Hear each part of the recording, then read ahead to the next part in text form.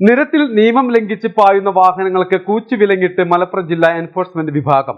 Tipper ലോറികളും മറ്റും അപകടങ്ങൾ ഉണ്ടാക്കുന്നുവെന്നടക്കമുള്ള വാർത്തയുടെ അടിസ്ഥാനത്തിൽ നടത്തിയ തുടർ പരിശോധനയിൽ 965 വാഹനങ്ങൾക്കെതിരെയാണ് നടപടി.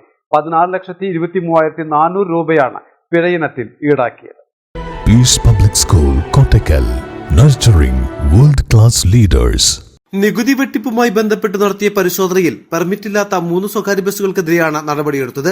3 ലക്ഷത്തോളം രൂപ ഈ ഇനത്തിൽ നികുതി അടയ്ക്കാൻ നോട്ടീസ് നൽകി. 14-നകം നികുതി അടയ്ക്കാത്ത പക്ഷം വാഹനങ്ങൾ പിടിച്ചെടുക്കാനാണ് തീരുമാനം. ചരക്ക് വാഹനങ്ങളിലും ടിപ്പർ ലോറികളിലും കഴിഞ്ഞ ഒരാഴ്ചയെ നടത്തിയ പരിശോധനയിൽ ഫിറ്റ്നസ്, പെർമിറ്റ്, ഇൻഷുറൻസ്, നികുതി അടയ്ക്കാത്ത വാഹനങ്ങൾ പിടികൂടിയിരുന്നു.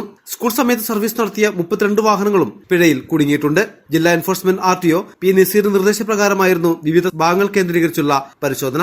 വെഹിക്കിൾസ് ഇൻസ്പെക്ടർമാരായ ജയചന്ദ്രൻ, അരുൺ, അസൈനാർ, പ്രമോദ് ശങ്കർ, ബിനോയ് കുമാർ, AAVAമാരായ സലീഷ്, മനോഹരൻ, രാജേഷ്, അജീഷ്, അബ്ദുൽ കരീം, ഷൂജ മാട്ടട, വിഷ്ണു വിജയ്, അബിൻ ചാക്കോ, വിജീഷ്, പ്രേംകുമാർ എന്നിവർ നേതൃത്വം നൽകി.